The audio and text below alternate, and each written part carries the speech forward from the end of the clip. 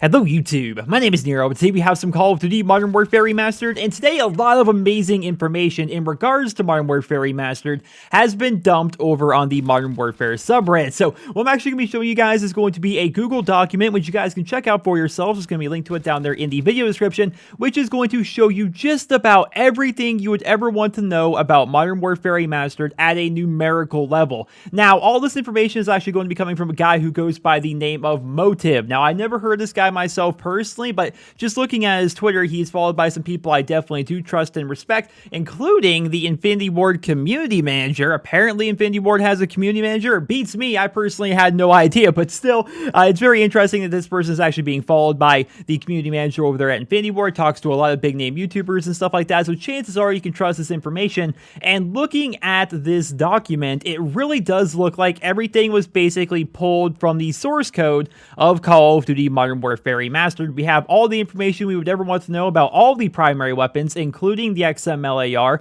and the Kamchatka 12. If you go down here at the bottom portion of your screen, you're going to find secondary weapons. Give it a second to load, and you're going to find the 44 Magnum in here as well. And I find that to be very interesting. And on a side note, I did hand testing with the 44 Magnum versus the Desert Eagle, and it appears that all of my hand tests were actually correct.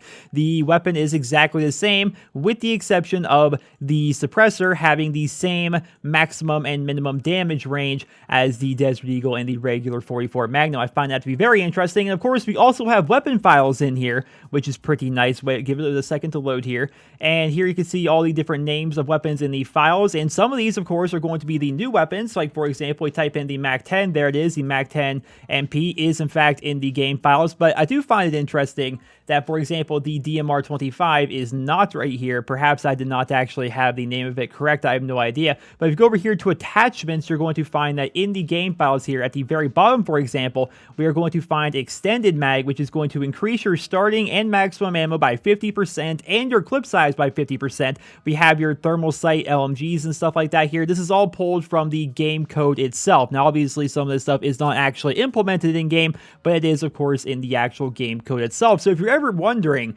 what this weapon does versus this weapon, this would actually be a very good place to start. Just go to this Google document, make it bookmark so you can go back and reference it later, and you can see, for example, that the rate of fire on the AK-47 is actually slightly better than that of the XMLAR. And then you see what that rate of fire is going to be like with double tap. You can see the starting ammo for all the different weapons. You can see what the view kick is like for all the different weapons. You have idle sway going all the way over here. You got ADS time. You got different styles of penetration, how much aim assist you actually get, all the headshot multipliers, which is very interesting on certain weapons, your reload speed, shot to kill, theoretical time to kill, all of the information that you would ever want in regards to weapons here in Modern Warfare Remastered can be found on this Google document, which is pretty awesome because there's definitely a lot of things about Modern Warfare Remastered that are slightly different than that of Call of Duty 4. So if you're trying to base some of your information off of stuff from COD 4, sometimes you're going to get burned, right? And that happened to me in a couple of my videos because there are some subtle tweaks and changes.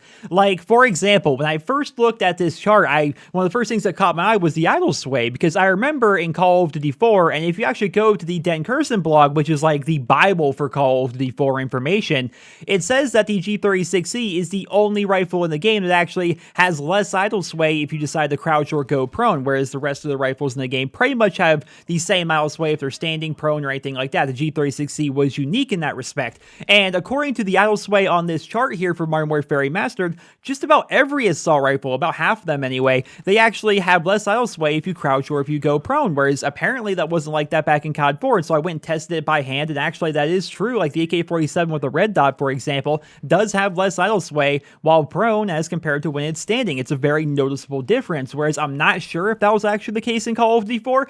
It's a weird situation where people are trying to base their information off of the old Den Curson stuff. They're basing their information off of stuff that they may have heard back in the day and things they may have believed over the years that may actually not even be true anymore or even relevant in Modern Warfare Remastered. So it's very nice to have a definitive source of statistics and numbers for us to reference and look at. It's gonna make it so like people like me can make better videos and more accurate videos. It's going to make it so even just your average Call of Duty player has access to this information, so they can just go to it, reference it at any point, and learn anything they may want to know about a certain weapon. And I think it's absolutely amazing that that's actually the case. I think it's awesome that everybody has access to this information. We all know there's no more guesswork going into it. It's just we know here are the numbers, here are the stats, here are the facts.